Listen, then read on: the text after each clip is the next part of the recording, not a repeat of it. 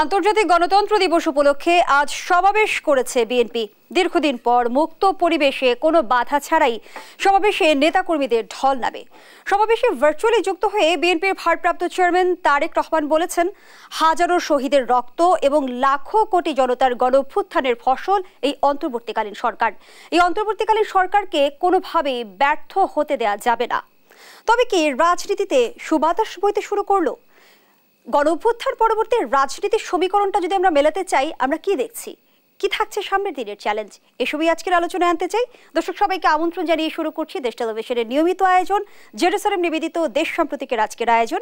আমি ফারনাজ জুই আছি পুরো আয়োজন জুড়ে আপনাদের সঙ্গে। আজ আমরা শিরোনাম নির্ধারণ করেছি বাংলাদেশের রাজনৈতিক ভবিষ্যৎ ও চ্যালেঞ্জ। আর এই আলোচনা এগিয়ে নিতে স্টুডিওতে আছেন দুজন সম্মানিত অতিথি। চলুন এই পর্যায়ে পরিচিত হই। আছেন ডক্টর সিদ্দিকুর রহমান খান, অধ্যাপক ও ডিন, ঢাকা বিশ্ববিদ্যালয়। সেই সঙ্গে আরও আছেন ডাক্তার সাখাওয়াত হোসেন সায়ন্ত, সম্পাদক জি9। দুজনকে আমন্ত্রণ জানাচ্ছি আজকের আলোচনায়। ডক্টর সিদ্দিকুর রহমান খান, আলোচনাটা আপনাকে দিয়ে শুরু করি।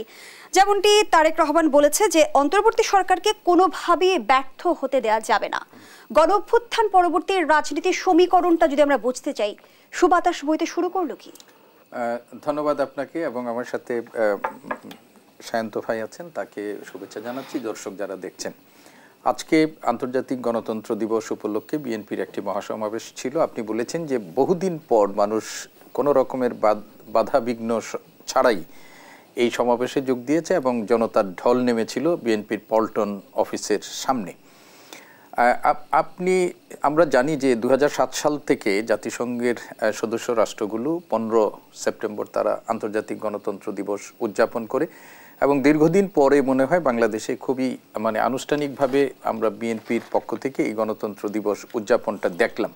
এবং সেই গণতন্ত্র উদযাপন অনুষ্ঠানে জনগণের উদ্দেশ্যে, দেশবাসীর উদ্দেশ্যে, নেতাকর্মীদের উদ্দেশ্যে বিএনপির ভারপ্রাপ্ত চেয়ারম্যান জনাব তারেক রহমান তিনি ভার্চুয়ালি যুক্ত হয়ে যে বক্তব্যটি রেখেছেন, এবং তিনি যে একটা কোট আপনি করেছেন যে তিনি বলেছেন যে লাখো কোটি মানুষের যে গণ অভ্যুত্থান এবং সহস্র মানুষের জীবন উৎসর্গের মধ্য দিয়ে যে গণ অভ্যুত্থান এবং স্বৈরাচারী সরকারের যে পতন এবং স্বৈরাচারী সরকারের প্রধানমন্ত্রীর যে দেশ ছেড়ে পলায়ন পরবর্তী পরিস্থিতি, সেই পরিস্থিতিতে যে অন্তর্বর্তীকালীন সরকার ডক্টর মোহাম্মদ ইউনূসের নেতৃত্বে প্রতিষ্ঠিত হয়েছে, সেই সরকারকে কোনোভাবেই ব্যর্থ হতে দেয়া যাবে না, উনি এটি বলেছেন। এটি কিন্তু তার কথার মধ্য দিয়ে এই দেশবাসীর কথারই প্রতিধ্বনি হয়েছে। এর আগেও তিনি প্রায় একই রকমের বক্তব্য রেখেছেন। বিএনপির পক্ষ থেকেও আমরা সবসময় দেখেছি যে এই ধরনের বক্তব্য রাখা হচ্ছে যে এত প্রায় সহস্র মানুষের ছাত্র জনতার, এবং এর আগে যদি আমরা ধরি গত 15 বছর ধরে যে স্বৈরাচার বিরোধী আন্দোলন পরিচালিত হচ্ছে, সেখানে বিএনপি সহ বিরোধী রাজনৈতিক দল মতের যে সহস্র মানুষের যে আত্মত্যাগ, গুম হওয়া, তাদের যে জেল, এবং বিএনপির 1.5 লক্ষ মামলায় 60 লক্ষ নেতাকর্মীর যে কারা বরণ বা মামলা নিয়ে তাদের যে পালিয়ে বেড়ানো বা তাদের যে জীবনটা দুর্বিষহ হয়েছিল, সেটার ধারাবাহিকতায় এই জুলাই আগস্টের যে অভ্যুত্থান, সেই অভ্যুত্থানের মধ্য দিয়ে যে সরকারটি এসেছে, এই সরকারটি কিন্তু অন্য আর 5টি সরকারের মতো নয়। আমরা জানি যে বাংলাদেশের একটা গণতান্ত্রিক ব্যবস্থাকে ধ্বংস করা হয়েছে, সাংবিধানিক প্রতিষ্ঠানগুলোকে দেওয়া হয়েছে, রাষ্ট্রকে একটা চরম বিপর্যয়ের মধ্যে ফেলে রেখে সাবেক প্রধানমন্ত্রী তিনি পলায়ন করেছেন, পালিয়ে গেছেন দেশ ছেড়ে। তো এইরকম একটা অবস্থার মধ্যে যে সরকারটি এসেছে, সেই সরকারের উপরে প্রথম যে কতগুলো দায়িত্ব আছে, সেই দায়িত্বের মধ্যে একটা হলো গণতান্ত্রিক একটা পরিবেশ ফিরিয়ে আনা, এবং একটা মানুষের যে দীর্ঘ 15 বছর ধরে তারা ভোটের অধিকার থেকে যে বঞ্চিত হচ্ছিল, তাদের নিজেদের সরকার নির্বাচনের অধিকার থেকে বঞ্চিত হয়েছিল, এর সাথে রাষ্ট্রের আরও যে সমস্ত প্রতিষ্ঠানগুলোকে ধ্বংস করা হয়েছিল, সেইগুলো মেরামত করার যে দায়িত্ব এই সরকারের কাঁধে পড়েছে, সেই সরকারকে সহযোগিতার মাধ্যমে এই পরিবেশটি তৈরি করা। এবং এই সরকার যদি ব্যর্থ হয়, কয়েকদিন আগে ডক্টর মোহাম্মদ ইউনূসও বলেছেন যে ছাত্র জনতার গণ অভ্যুত্থানের মধ্য দিয়ে বা দীর্ঘ সংগ্রামের মধ্য দিয়ে যে সরকারটি প্রতিষ্ঠিত হয়েছে, এই সরকার যদি কোনোভাবে ব্যর্থ হয়, তাহলে বাংলাদেশ নামক রাষ্ট্রের অস্তিত্ব একটা প্রশ্নের মুখে পড়বে। তো তারেক রহমান জনগণের প্রতিনিধিত্ব করেন, একটা বৃহৎ দলের তিনি প্রতিনিধিত্ব করেন। তিনি সেই দলের একজন প্রতিনিধি হিসাবে যে বক্তব্যটা রেখেছেন, এটা আমরা মনে করি জনমানুষের যে আকাঙ্ক্ষা, সেই আকাঙ্ক্ষার প্রতিফলন তার বক্তব্যের মধ্য দিয়ে ঘটেছে। আর রাজনীতিতে আমরা যেমনটি দেখেছি, রাজনীতি মানেই হচ্ছে প্রতিহিংসা, রাজনীতি মানেই হচ্ছে আমরা দেখেছি যে একটা দোষারোপের সংস্কৃতি তৈরি হয়েছিল, সেই সংস্কৃতি থেকে আমরা বের হতে পারলাম কিনা? অবশ্যই আমাদেরকে সেই সংস্কৃতি থেকে, দেখুন আমাদের রাজনীতিতে যে একটা অসুস্থ পরিবেশ বিরাজমান ছিল, সেই পরিবেশ থেকে আমরা বের হওয়ার একটা চেষ্টা করেছি। পূর্ণাঙ্গভাবে আমরা বের হতে পেরেছি এরকমটা বলা যাবে না, কিন্তু বের হওয়ার একটা প্রচেষ্টা শুরু হয়েছে। এবং আপনি দেখবেন যে বাংলাদেশের একটা বড় রাজনৈতিক দল হিসাবে বিএনপি প্রথম থেকেই, বিএনপি কিন্তু যে ভাষায় কথা বলছে, তারা যে ধরনের কথা বলছে, সেই কথার মধ্যে কিন্তু রাজনীতিতে একটা সৌহার্দ্যপূর্ণ পরিবেশ, সহনশীল পরিবেশ, পরস্পরের প্রতি শ্রদ্ধাবোধ, পরমতের প্রতি শ্রদ্ধা, এগুলোর কিন্তু একটা প্রতিফলন আছে। এগুলো বাংলাদেশের রাজনীতিতে ইতিবাচক। বাংলাদেশের স্বাধীনতা উত্তর 54 বছরের যে রাজনৈতিক সংস্কৃতি আমরা দেখি, সেই সংস্কৃতি থেকে একটু হলেও এটাকে কিন্তু ভিন্ন মাত্রায় আমাদেরকে বিবেচনা করতে হবে। এবং গোটা দেশের মানুষ, মানে যে তারা যে মূল্য দিয়েছে, আপনার যদি বিএনপির কথাই বলি, তারা 15 বছরে যে মূল্য দিয়েছে, সেই মূল্য দিয়ে তাদেরও উপলব্ধি হয়েছে যে রাজনীতি ভবিষ্যতে কোন ধারায় যাবে, এবং তাদের নেতা নেত্রীদের বক্তব্যের মধ্য দিয়ে কিন্তু এটা প্রতিফলিত হচ্ছে। এবং এটা আমি খুবই ইতিবাচকভাবে দেখছি। এবং আজকে জনাব তারেক রহমানের পুরো বক্তব্যটা যদি আপনি লক্ষ্য করেন, এবং মির্জা ফখরুল ইসলাম আলমগীর সহ তাদের রাজনীতিক নেতৃবৃন্দের বক্তব্য যদি আপনারা লক্ষ্য করেন, সেই যে একটা পরিবর্তনের হাওয়া আমরা যে লক্ষ্য করছি, এর মধ্যে কিন্তু প্রতিফলন আছে। এবং এই দেশের মানুষের জন আকাঙ্ক্ষাটা ধারণ করে বিএনপি মতো রাজনৈতিক দল, তারা একটা ইতিবাচক রাজনীতির সংস্কৃতি এই দেশে প্রতিষ্ঠা করার জন্য তারা কাজ করছে, যে এটা কিন্তু আজকে এই সমাবেশের মধ্য দিয়ে এবং সমাবেশে জনাব তারেক রহমান সহ অন্যান্যদের বক্তব্যের মধ্য দিয়ে কিন্তু এর প্রতিফলন ঘটেছে। ধন্যবাদ জানাচ্ছি ডক্টর সিদ্দিকুর রহমান খান। ডাক্তার শাখাওয়াত হোসেন শায়ন, তো বিগত সময়ে আমরা বিএনপির সমাবেশ মানেই দেখতাম যে আসলে পুলিশি বাধা, সমাবেশ স্থল নিয়ে নাটকীয়তা, অনুমতি না পাওয়া, এরকম ঘটনা ঘটতো। কিন্তু আজ দেখলাম বিএনপি কোনো বাধা বিপত্তি ছাড়াই বড় সমাবেশ করেছে। সেই জায়গা থেকে গণঅভ্যুত্থান পরবর্তী সময়ের চিত্র যদি আমি তুলে ধরি, তাহলে কি রাজনীতিতে স্বস্তি ফিরেছে, আমরা এমনটা বলতে পারি? আপনাকে ধন্যবাদ। এবং আলোচনায় ডক্টর সিদ্দিকুর রহমান আমার প্রিয়জন, তিনি আছেন, এবং যারা শুনছেন সবার জন্য শুভকামনা। না, রাজনীতিতে আপাতত একটা স্বস্তি ফিরেছে। তো স্বস্তি ফিরেছে, গত 16 বছর ধরে যে একটা দানব আমাদের ঘাড়ের উপরে চেপে বসেছিল, ঘাড় থেকে দানবটা নেমে গেছে। ছাত্র জনতা নামতে বাধ্য করেছে, শুধু ঘাড় থেকেই নামেনি, দেশ ছেড়ে পালিয়ে গেছে। ওই আগে কি ওই যে কোন নেতা যেন বলছিল, এটা খুব ট্রোল হতো না, সিসি দুষ্ট লোকেরা পালিয়ে গেছে, সেরকম ওই দুষ্ট দানব পালিয়ে গেছে। সুতরাং একটা স্বস্তি তো আছেই। আমরা একটা নির্ভয়ে কথা বলার একটা পরিবেশ পেয়েছি, নির্ভয়ে কাজ করবার একটা পরিবেশ ফিরে এসেছে। কিন্তু এই স্বস্তিটা স্থায়ী করবার জন্য অনেক চ্যালেঞ্জ আছে, যেটা আপনার বিষয়ের মধ্যে আছে যে রাজনীতির ভবিষ্যৎ চ্যালেঞ্জ। কিন্তু এই মুহূর্তে এই স্বস্তিটা আছে এবং বেশ কিছু পজিটিভ ইতিবাচক পরিবর্তন লক্ষণীয়। সেটা হচ্ছে কি, দেখেন আজকেই একটা ঘটনা আপনাকে বলি। বিচারপতি শামসুদ্দিন চৌধুরী মানিক, ঠিক বিচারপতি না, বিচারক, তাকে আজকে ওই যে অবৈধ অনুপ্রবেশের যে মামলাটি ছিল সিলেটে, সেই মামলায় তাকে আজকে জামিন দিয়েছে আদালত।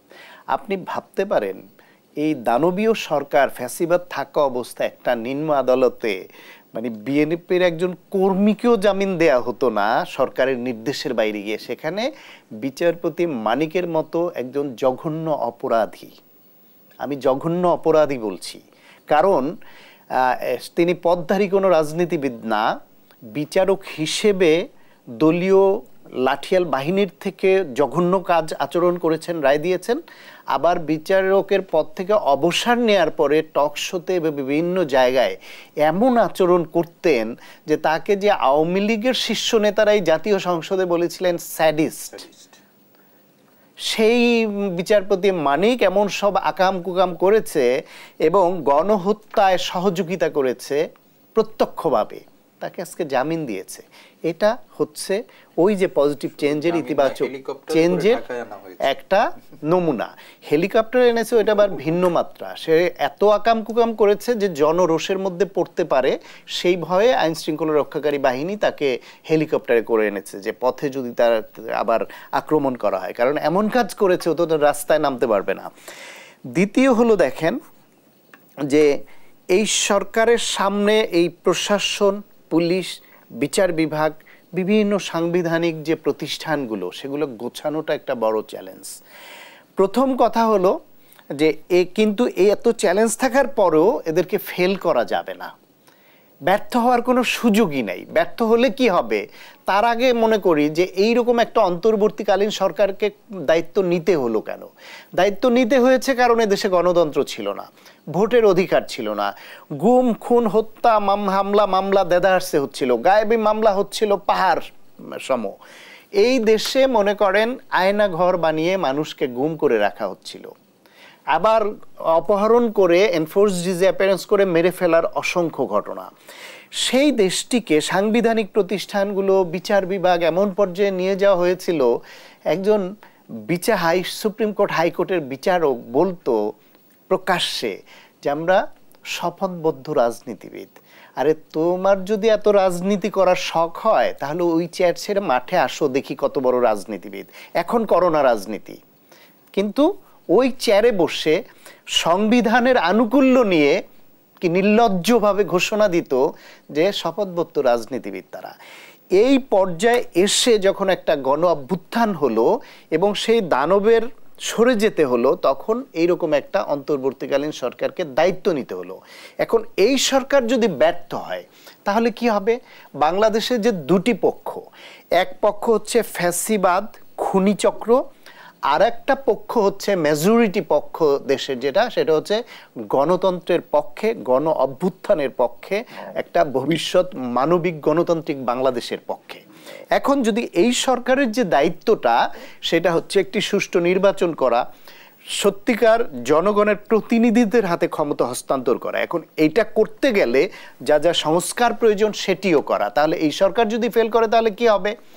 তাহলে এদেশে সংস্কার হবে না। নির্বাচন কমিশন, জাতীয় মানবাধিকার কমিশন সহ সমস্ত সাংবিধানিক প্রতিষ্ঠানগুলোর সংস্কার হবে না, নিরপেক্ষতা আসবে না ফেল করলে। সফল হলেই আসলেই বলতে হবে সফল হয়েছে। বিচার বিভাগে কোনো বিচারক প্রকাশ্যে এরকম বলবে না যে আমরা শপথবদ্ধ রাজনীতিবিদ। কোনো বিচারক উপরের হুকুমের আশায় তাকিয়ে থাকবে না এবং তার প্রতি যে ওহী নাজিল হবে সে ওহীর ভিত্তিতে রায় দেয় এটা করবে না। এইরকম বিচার বিভাগ তারা প্রতিষ্ঠা করবে। কোনো বিরোধী দলের রাজনীতিবিদকে হাজার হাজার মামলা দিয়ে এভাবে রাজনীতিবিদদের সরিয়ে দেওয়ার মতো পুলিশ এবং গুম খুন হত্যা হামলা মামলা করবার মতো পুলিশ, গণহত্যায় যেভাবে গুলি করে নির্বিচারে মানুষ মেরেছে সেরকম পুলিশ এদেশে থাকবে না। পুলিশকে একটি মানবিক বাহিনীতে পরিণত করতে হবে। যদি ফেল করে তাহলে আবার ওই রকম পুলিশ আসবে। এক মানুষের ভোটের অধিকার কেড়ে নেওয়া হয়েছিল, সেই মানুষ আবার ভোট দিতে যেন পারে, সে পারবার জন্যই এই সরকার। যদি তারা ফেল করে আমরা ভোট দিতে পারবো না। তাহলে এই দেশের ফ্যাসিবাদের বিরুদ্ধে যে ব্যাপক জনগোষ্ঠী, সেই শতকরা ৯৫% জনগোষ্ঠীর যে মনের আকাঙ্ক্ষা, সে আকাঙ্ক্ষা বাস্তবায়নের সরকার হচ্ছে এই সরকার। যদি তারা ফেল করে ৯৮%, ৯৫% মানুষের সে আকাঙ্ক্ষা ফেল করবে, বাংলাদেশ আবার সেই দানবীয়দের হাতে চলে যাবে। তাহলে ফেল করার সুযোগ আছে। তাহলে মানে এই সরকার ফেল করা মানে এদেশের ফ্যাসিবাদ বিরোধী ছাত্র জনতা এবং তাদের যে রক্ত দেয়া, এই রক্ত বৃথা যাবে। এই যে অসংখ্য পঙ্গু হয়েছে, ৫০০-র উপরে মানুষ চোখ হারিয়ে অন্ধ হয়ে গেছে, পঙ্গু হয়েছে, তাদের এই ত্যাগ ব্যর্থ হয়ে যাবে। এদেশের রাজনীতিবিদরা যারা এখনো পর্যন্ত একটা সুন্দর বাংলাদেশের আকাঙ্ক্ষা দেখেন বা প্রতিশ্রুতি দেন, তাদের সেই চেষ্টা ব্যর্থ হয়ে যাবে। এক কথায় গোটা বাংলাদেশ ব্যর্থ হয়ে যাবে। তাহলে আমরা এই সরকারের প্রতি যেহেতু এইরকম বড় মাপের উচ্চাসা, ফলে ফ্যাসিবাদ বিরোধী প্রত্যেকটা নাগরিকের, প্রতিটি রাজনৈতিক দলের, প্রতিটা সংগঠনের উচিত এই সরকারকে গাইড করা, পাশে থাকা। তবে এই সরকারও যাতে আবার কারো কারো প্ররোচনায় সেই 111-এর ভূতের মধ্যে ভূত ধারণ না করে এবং সে পথে না হাঁটে, সেটিও চেক দিতে হবে পরামর্শ দিয়ে এবং পাশে থেকে। ফলে এই সরকারকে ফেল হতে দেওয়া যাবে না, বাংলাদেশকে যদি সফল করতে চায়। তারেক রহমান বলেছেন মাফিয়ার সুবিধাভোগীরা প্রশাসনী থেকে অন্তর্বর্তী সরকারকে চ্যালেঞ্জে ফেলেছে। এই বিষয়টি বুঝতে চাই, এই বিষয়টি আলোচনা আনতে চাই। একটা বিরতির সময় হয়েছে। দর্শক জেনেছেন নিবেদিত দেশ সম্প্রতিকের রিপোর্ট, একটা বিরতি নিচ্ছি, সাথেই থাকুন।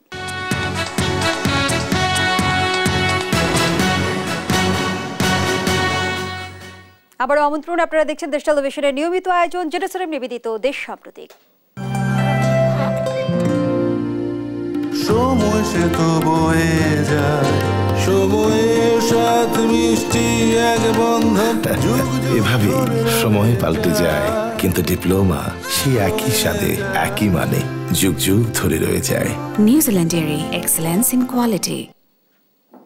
আবারও ফিরছি আলোচনায়। ডক্টর সায়ন্ত, যে আলোচনায় আমরা ছিলাম, মাফিয়ার সুবিধাভোগীরা প্রশাসনী থেকে অন্তর্বর্তী সরকারকে চ্যালেঞ্জে ফেলেছে এমন মন্তব্য করেছেন তারেক রহমান।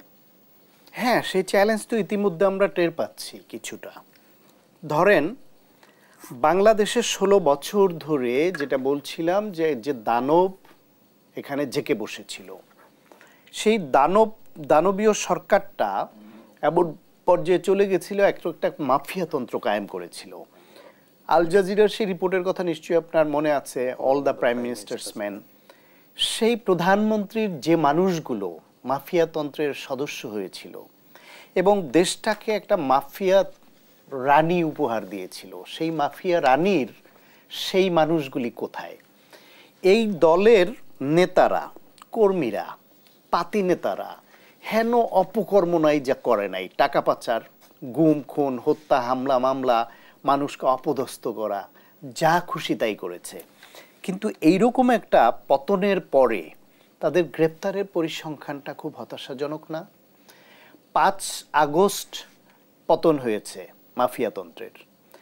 5 আগস্টের পরে আজকে প্রায় 1 মাস 10 দিন 12 দিন চলে গেছে। আওয়ামী লীগের কেন্দ্রীয় কমিটির এবং মন্ত্রী লেভেলের নেতা এরকম গ্রেফতার হয়েছে মাত্র 30 থেকে 31 জন।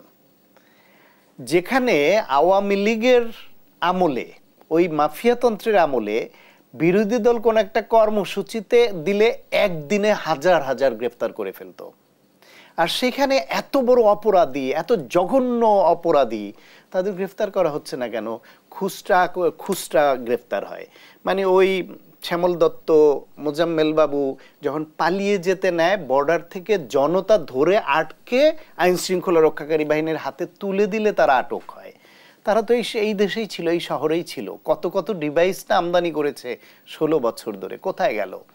এই যে নেতা, বড় বড় নেতা যারা এত দম্ভ করত, গুম খুনের নির্দেশ দিত, তাদের গ্রেফতার কোথায়? মোহাম্মদ আরাফাত তথ্য প্রতিমন্ত্রী ছিল, যে হিরো আলমের সঙ্গে হারার ভয়ে তাকে জোর করে জিততে হয়।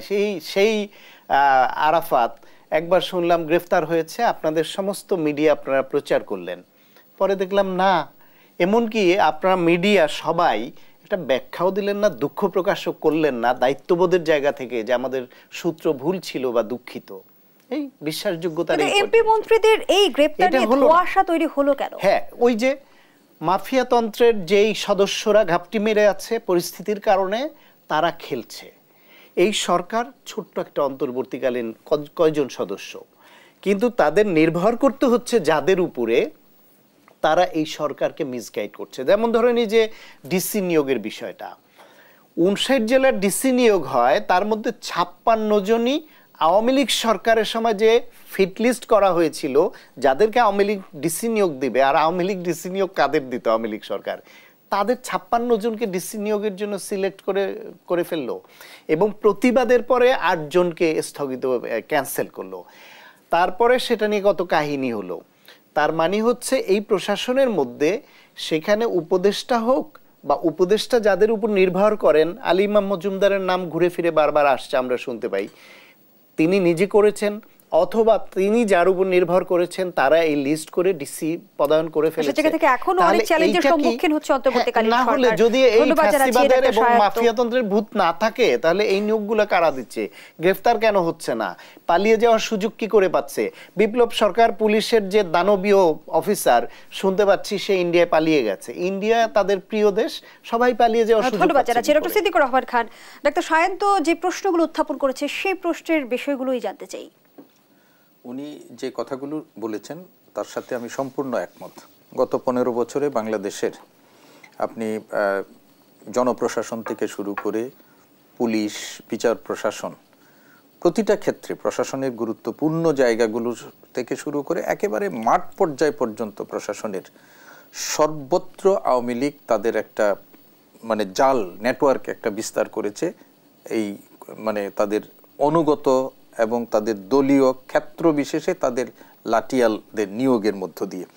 আপনি বিশ্ববিদ্যালয়গুলোতেও আপনি দেখবেন যে সেখানেও নিয়োগের প্রশ্নে আমরা যেটা দেখেছি গত ১.৫ দশকে, সেখানেও যে নিয়োগ প্রক্রিয়াগুলো হয়েছে সেখানে মেধার অপেক্ষা সেখানে কাদেরকে নিয়োগ দেওয়া হয়েছে সেটাও আমরা সব কম বেশি দেখি।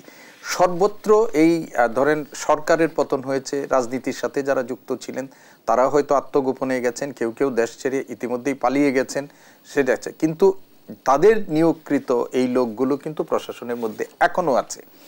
কেউ কেউ হয়তো কিছু কম গুরুত্বপূর্ণ জায়গায় তাদেরকে বদলি করা হয়েছে, কিন্তু তাদের অস্তিত্ব, তাদের উপস্থিতি প্রশাসন সহ সর্বত্র কিন্তু তাদের রয়ে গেছে।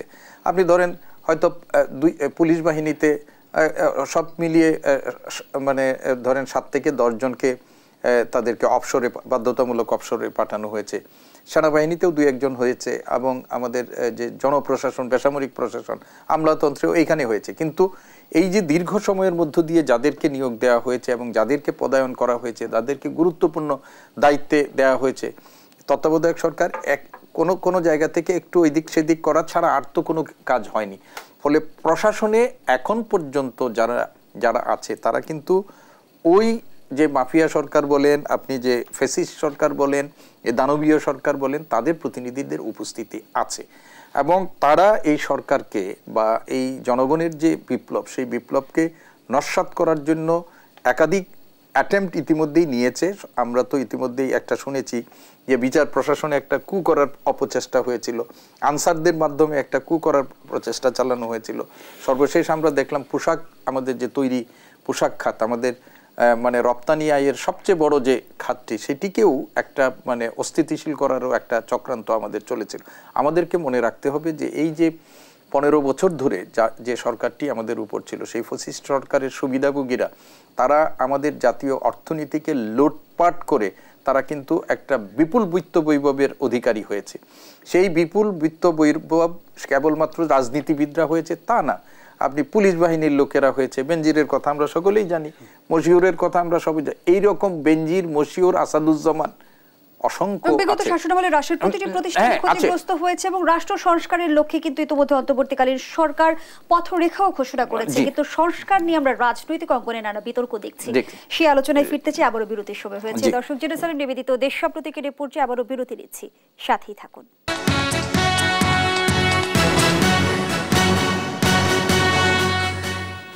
ফিরে এলাম, আপনারা দেখছেন জেরুজালেম নিবেদিত দেশ সাম্প্রতিক। আমরা আবারও ফিরছি আলোচনায়। ডক্টর সিদ্দিকুর রহমান খান, যে আলোচনায় আমরা ছিলাম যে ইতিমধ্যেই সংস্কার নিয়ে রাজনৈতিক অঙ্গনে নানা আলোচনা সমালোচনা হচ্ছে।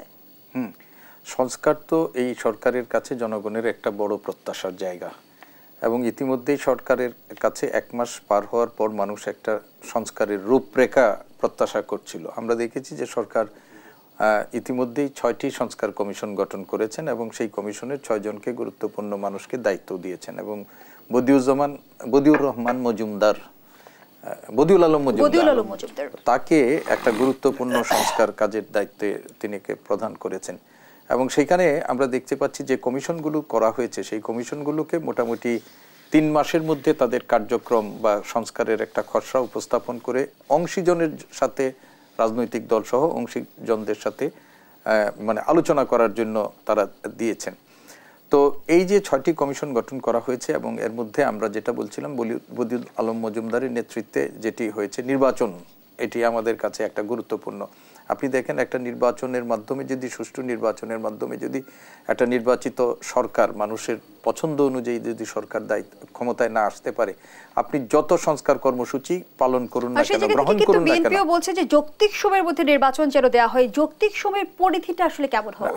আসলে যৌক্তিক সময়ের পরিধি এই মুহূর্তে আপনার বলা নাই। আমরা যেমন এটা মনে করি যে সরকার 3 মাস সময় দিয়েছে এই কমিশনগুলোকে তাদের কার্যক্রম করে একটা খসড়া, তারপরে ধরেন আরো 3 মাস সময় ধরে অংশীজনদের সাথে আলোচনা হতে পারে এবং সেই তাদের কাছ থেকে মতামতের ভিত্তিতে যদি আমরা ধরেই নিই যে এই কমিশন 1 বছরের মধ্যে একটা সংস্কারের রূপরেখা প্রণয়ন করতে পারবে, এটা একটা সময় হতে পারে। কিন্তু যদি এটি করতে করতে যদি 3 বছর সময় অতিক্রান্ত হয় বা আরো বেশি সময়ের যদি প্রয়োজন হয়, তাহলে সেটা আর যৌক্তিক সময় থাকবে না।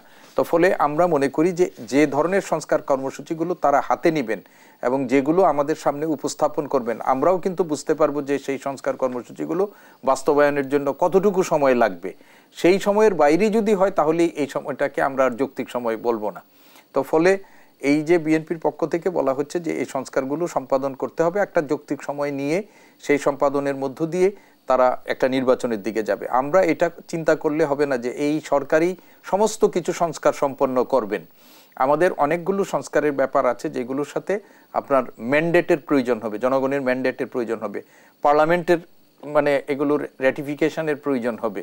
ফলে এই সরকার যে কাজগুলো করবে সেইগুলো আমরা মনে করি যে অগ্রাধিকার ভিত্তিতে একটা রাষ্ট্রকে এই যে মানে একটা নৈরাজ্যের হাত থেকে রক্ষা করার জন্য বা এটাকে উত্তরণ করার জন্য যে যে খাতগুলো দরকার, গুরুত্বপূর্ণ খাত, এবং সেগুলো প্রাগতিকার ভিত্তিতে বা অগ্রাধিকার ভিত্তিতে তারা সেগুলোই সংস্কার করবে এবং অন্যগুলো নির্বাচিত সরকারের জন্য একটা রোডম্যাপ বা তাদের জন্য একটা গাইডলাইন তারা দিয়ে যাবেন, সেগুলো জনগণের দ্বারা নির্বাচিত সরকার এসে সেইগুলো সম্পাদন করবে। ডক্টর সায়ন্ত, বিএনপি মহাসচিব বলেছে যে অন্তর্বর্তী সরকারকে অনির্দিষ্টকালের জন্য জনগণ মানবে না। দেশের সার্বিক সংস্কার নাকি নির্বাচনের জন্য প্রয়োজনীয় যে সংস্কার সেই সংস্কারের পথে হাঁটবে অন্তর্বর্তী সরকার? না, অনির্দিষ্টকালের জন্য তো মানবে না এবং তারাও অনির্দিষ্টকালের জন্য থাকতে আসেনি হয়তো। আই ডু বিলিভ যে তারা একটা নির্দিষ্ট সময়ের মধ্যে প্রয়োজনীয় কিছু সংস্কার করবে। আমাদের দেশে মূল সংকটটা ছিল কিন্তু নির্বাচন কেন্দ্রিক। যদি মানুষ তার ভোট দেওয়ার অধিকারটা পেত তাহলেই কিন্তু যারা খারাপ করতো তাদেরকে ভোটের মাধ্যমে জবাবটা দিয়ে দিত, ফলে এত বড় দানব তৈরি হতে পারতো না। এখন ধরেন একটা ভালো নির্বাচনের জন্যও কিন্তু অনেক কাজ করতে হবে। নির্বাচন কমিশনকে যদি সংস্কার করা না হয়, ওই আউয়াল মার্কা নির্বাচন কমিশন আর হুদা মার্কা বেহুদা নির্বাচন কমিশন এইসব যদি থাকে এবং কাউকে যদি চেয়ার থেকে উঠে দাঁড়িয়ে বলতে হয় এই যে আমার মেরুদণ্ড আছে, ওই রকম কমিশনার যদি হয়, তারপরে যা তা করে 10%-এ 5%-এ 45% ভোট দেখানোর কমিশন যদি, এতে হবে না। তো তাহলে নির্বাচন কমিশন, তার জনবল, নির্বাচন করার জন্য যে লজিস্টিক, এই সমস্ত জায়গায় একটা ব্যাপক সংস্কার তো দরকার। দ্বিতীয় হলো নির্বাচন কমিশন সংস্কার করলেন, কিন্তু যে পুলিশ বাহিনী যারা এই আইন শৃঙ্খলা রক্ষা এবং নির্বাচন পরিচালনার কাজটা করবেন, সেখানে যদি সংস্কার না হয় এবং বাহিনীকে নিউট্রালাইজ করা না যায়, তাহলে কি সুষ্ঠু নির্বাচন সম্ভব? সেটা করতে হবে এবং এটা তো অনেক বিশাল এক কর্মযজ্ঞ হবে।